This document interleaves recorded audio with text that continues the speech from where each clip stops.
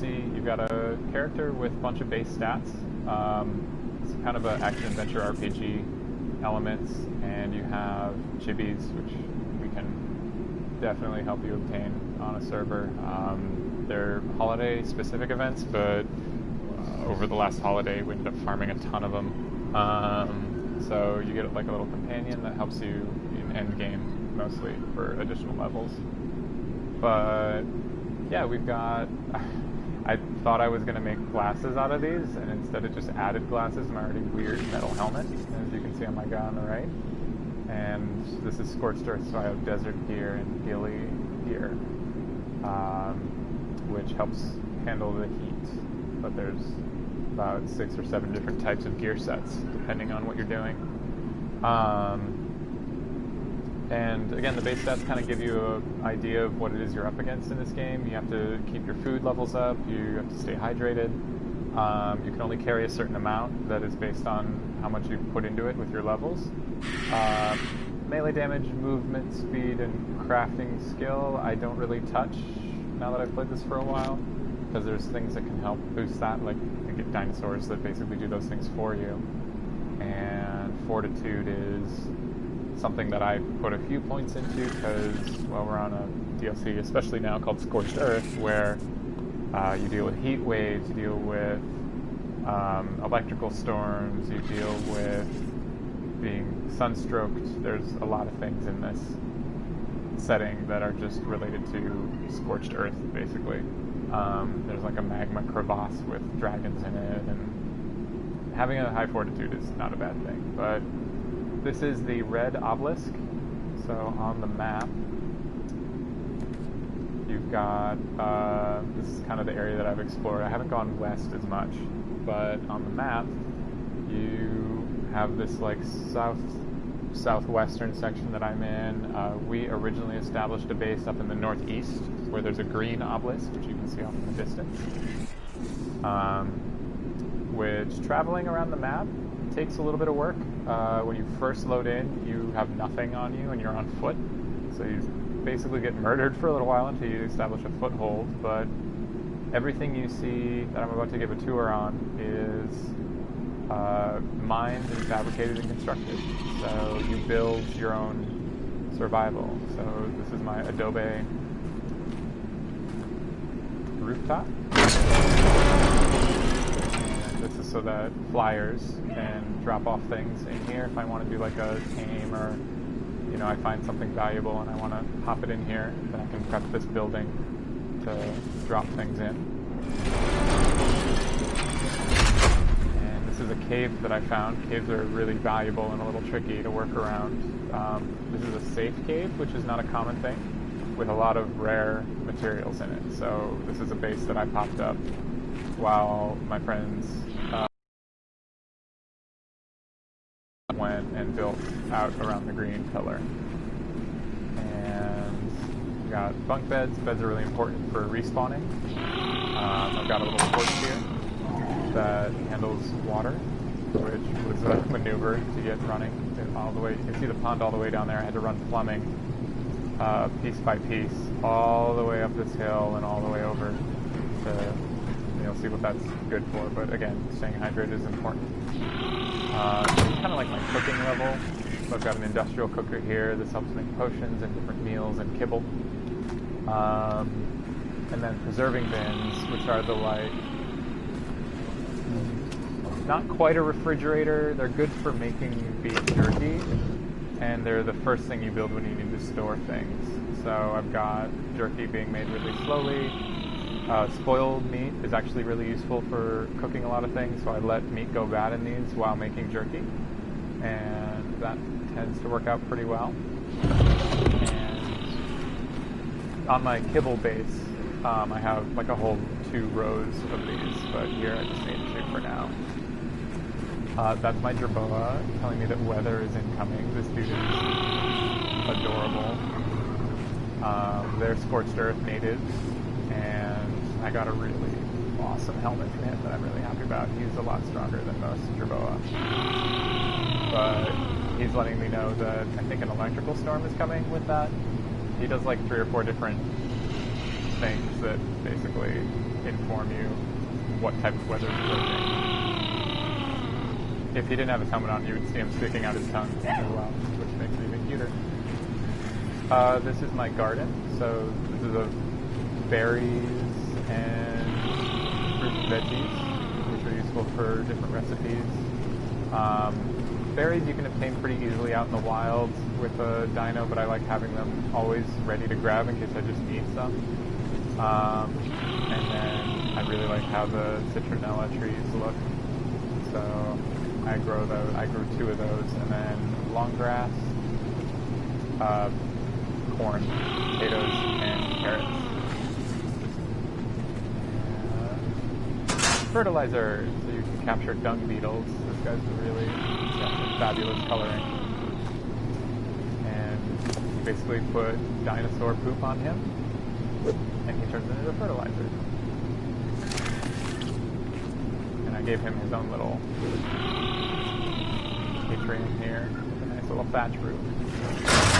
I hate locking in there, but the only way to get them, they have to wander in order for fertilizer to be produced, and you can't let them wander where they're going to be, here's my workshop, and yep, electrical storm. We're going to see some fun lightning pretty soon. So this is my industrial cooking set, so when I get a bunch of meats while I'm out hunting or foraging, then I can drop it off here, head inside, work around my workshop, and then just put everything in the fridge here, and another fridge up there for produce, and this one is my meat fridge, so that. And I've got water right next to the fridge as well, and then air conditioners peppered throughout the base to help from being overheated while I work. Here's a Lysosaurus who you can pet. He gives everyone an experience boost around him.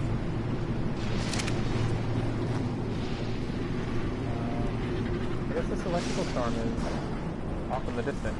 I hear it, but I don't see it. So, yeah, this is a cryo fridge, which is basically like Pokeball storage. So you can pull out cryopods and you can put dinosaurs in cryopods, most dinosaurs, not all, so that they're safe and they don't have the risk of being eaten. Because when a dinosaur dies in this game, you lose it forever. There's no revival mechanics. So you really, like, it's not only your survival, like you're the only one that truly revives, but if the dino dies, it's dead. Industrial fabricator, chemistry bench.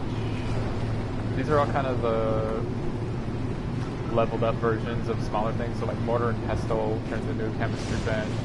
Smithy ends up becoming a fabricator. You still need most of these things to do specific things. A vault is a leveled up version of a wooden box. And all of them have their uses. So yeah, you can see I'm overheating them right now too much. So yeah, let's take a look at the outside. I have a trapdoor here, or I can take the stairs outside. And I'm really proud of my electrical runs being hidden down here.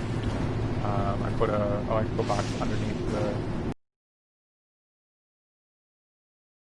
house so you don't see wires running. Because you can't control the path of a wire. It's just drawn from the closest junction box to whatever happens to be there, and so I was really happy that this was a good spot for that, to get everything powered inside the base, and have power for a few things, like another chem bench out here. There's Bebop. He just always does this, so I had to name him Bebop. So this is a Megatherium.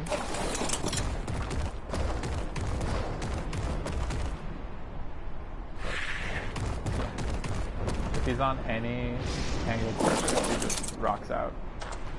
Ankylosaurus, which is good for gathering rare and precious metals. They have fantasy creatures, depending on, this came from another map that we were at, called Extinction. So this is Scorched Earth. He came from Extinction. He's super useful on this map though, because he deals ice breath damage.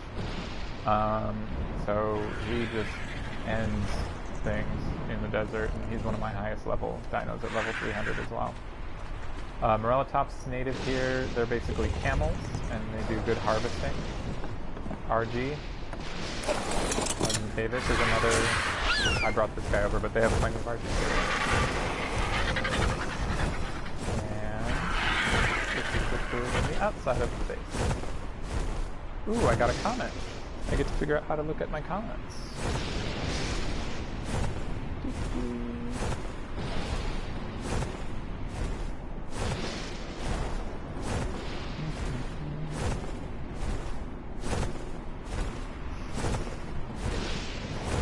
Oh, that's from Danny. Thanks, Danny. So here's my industrial forge, which is dual story, so you can access that from inside the base and drop off from that little landing platform. And I built a greenhouse with, and I preserved the ability to enter the cave through this little side door. So I still have access to all the rare materials that are in here. And again, it's relatively safe, which is rare to find a cave that you can just, like crystal and obsidian and sulfur, so on here. You can get lots of stone from the sulfur with the Doedicurus. I keep a Heteros and Ankylo and a Doedicurus in here. So he's really good at the precious metals, and he's really good at stone. And they're just really good. I'm gonna level them up so you can do it again for us.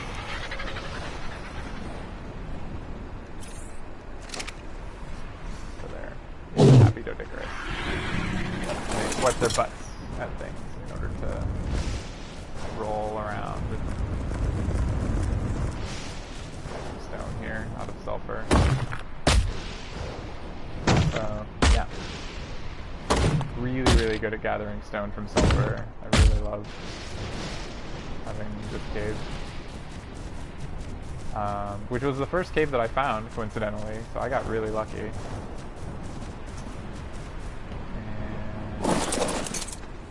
let's see here. I did my first platform saddle on a dino recently. And that's the reason why we have this guy as our newest member of the team, Rock Golem. They are very deadly normally, but we have one on our side for now. And Brute Squad is a Paraceratherium that you can build either a regular saddle and just ride, or you can build a platform saddle and use this. So he has 2 rear-facing cannons, which are not cheap to make. Neither are the cannonballs, and we have a ballista and a catapult on the front end.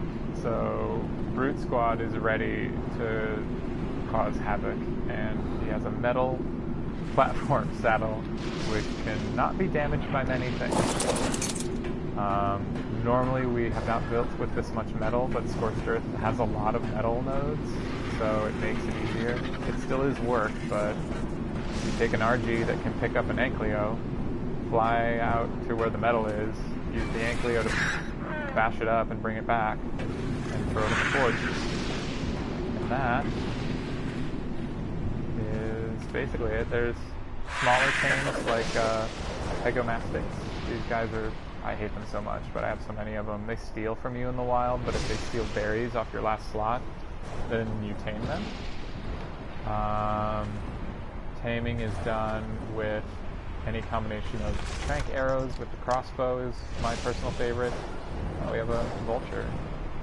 That's Ryan's. There's his mana garment. You can get fun hats for your dinos. Snow owls. I love these guys. They can see in the dark, and they have like dino vision basically. So they can tell you where hard to find dinosaurs are, and they can heal with a freeze thing, not just you, but also anything nearby. So they've got a nice, they're like the healing scouts of Ark, and then they also have a dive bomb, which is really nice for getting places quickly.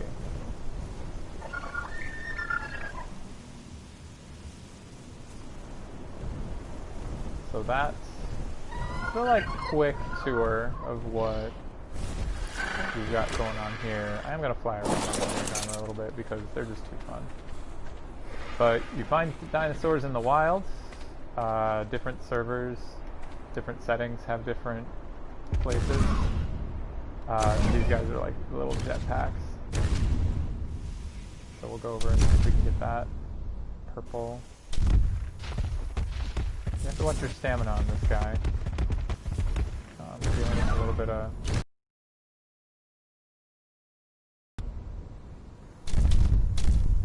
So this is one thing that I would be remiss if I did not mention, that Ark is probably one of the buggiest games I have ever played, hands down. So there is something called getting arked that we just refer to frequently in this game, which is due to connection errors. As you can see here, I don't know if I'm getting stuck on trees. Yeah, it's loading rocks so that I don't know that. Here's a obelisk, just make sure nothing's ready to murder me.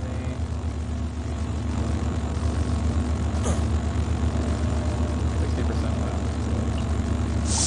They only appear for a short time. And nothing too fancy.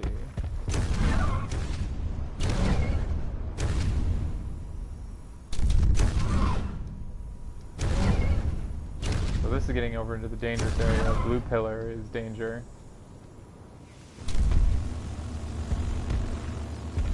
Manic armor are horrible at climbing. That. Nope. Like, you just landed. Ascended Chitin chest blueprint. That looks interesting. Gear has different tiers in this game, so that is a very nice medium level armor piece. Okay, and it is not an arm and a leg to craft. Excellent.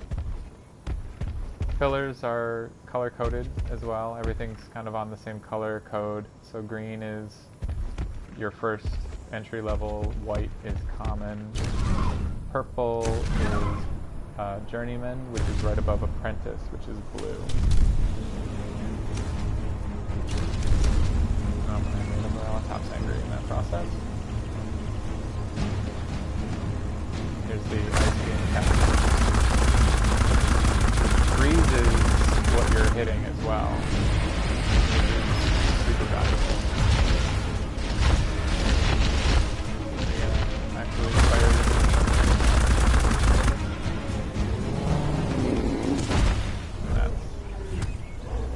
Harvest.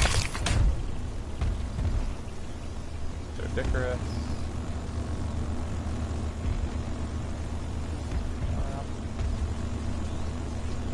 And it's making its way down, so gonna wait for that to land and wrap here.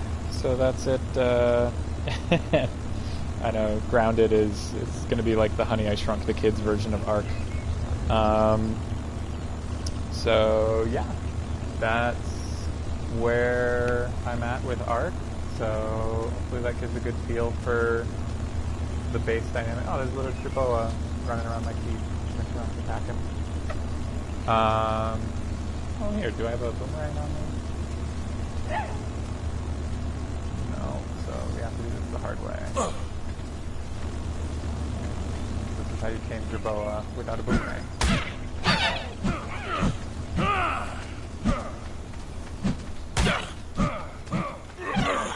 There we go. So you make them pass out, and then you feed them.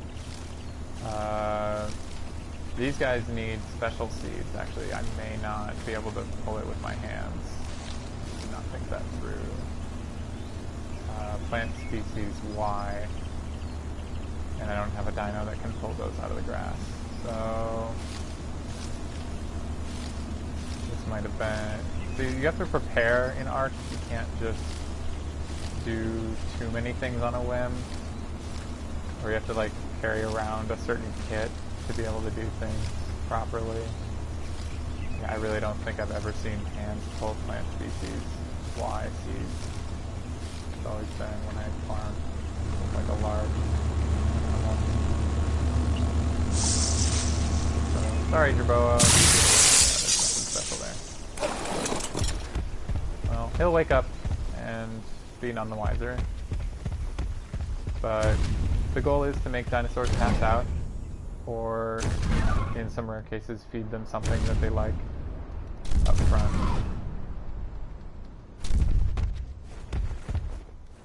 Sneak behind them to feed it to them. Wolves.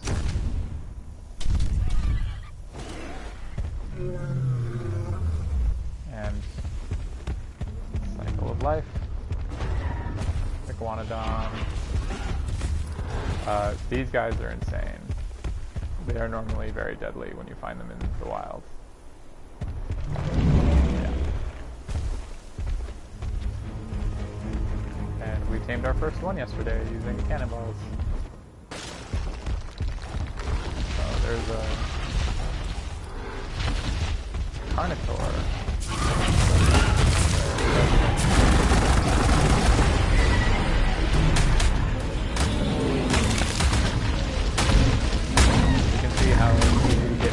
Really quickly. Mochops. I would love to have one of you guys. They're really good at gathering fiber.